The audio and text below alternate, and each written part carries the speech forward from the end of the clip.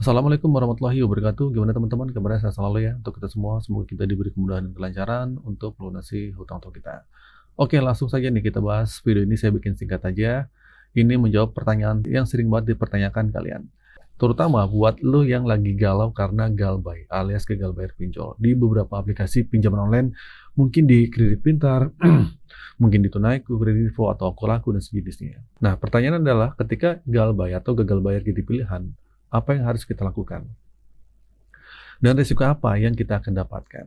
Nah, pertanyaan yang paling banyak ditanyakan adalah gimana cara galbay di Kredit Pintar? Gimana cara galbay di Kredivo? Gimana cara galbay di Akulaku? Nah, sejujurnya gue sendiri agak bingung sama maksudnya gimana caranya. Karena setahu gue juga pernah ngerasakan hal yang sama. Galbay itu bukan sesuatu yang perlu kita cari-cari caranya. Galbay itu bisa dibilang tuntunan hidup atau tuntutan hidup atau fakta hidup. Nah, di mana kondisi keuangan kita udah nggak memungkinkan lagi buat bayar. Mau dipaksa bagaimanapun, kalau duitnya nggak ada, ya mau gimana lagi. Gitu. Akhirnya terpaksa galbay. Nah, di sini. Tapi gue coba simpulkan ya, maksudnya mungkin kayak gini. Apa yang harus dilakukan ketika gagal bayar? Mungkin pertanyaannya seperti itu ya, saya sempurnakan saja nih. Nah, ini yang ada poin-poin penting nih. Nah, ketika lu memutuskan buat nggak mampu bayar di pinjol-pinjol tersebut, dan harus yang lu pahami pertama kali adalah risikonya. Risikonya satu-satunya adalah nama lu bakal tercatat dalam slip OJK atau skor kredit bermasalah. Nah, pertanyaannya, lu siap nggak dengan hal itu? Kalau lu siap, kalau lu udah siap sama risiko ini, perlu diingat bahwa ini bakal berdampak panjang ke depannya. Terutama kalau lu masih mikir buat ngutang lagi. Nah, kalau saya pikir apa sih? Ya jangan deh gitu. Gue sangat berharap ya ketika lu ngambil keputusan buat galbay, diiringi juga dengan pemikiran bahwa lu berjanji nggak akan lagi ikut dalam dunia riba atau hutang berbunga apapun. Cobalah buat sukses tanpa berhutang. Jangan sampai nanti lu berhenti bayar di sini, tapi pikiran lu adalah nanti anak-anak gue gimana bang kalau di blacklist satu kakak di kartu keluarga gitu kan, karena bapak ibunya berhutang.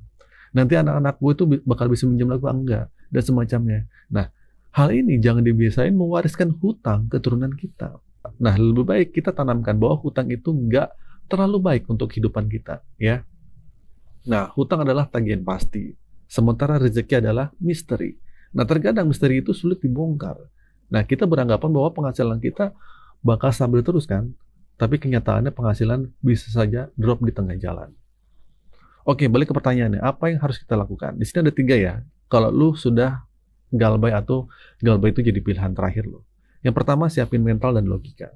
Lu bakal disibukin sama panggilan telepon, mulai dari ngingetin tagihan sampai caci maki. Siapin mental lu.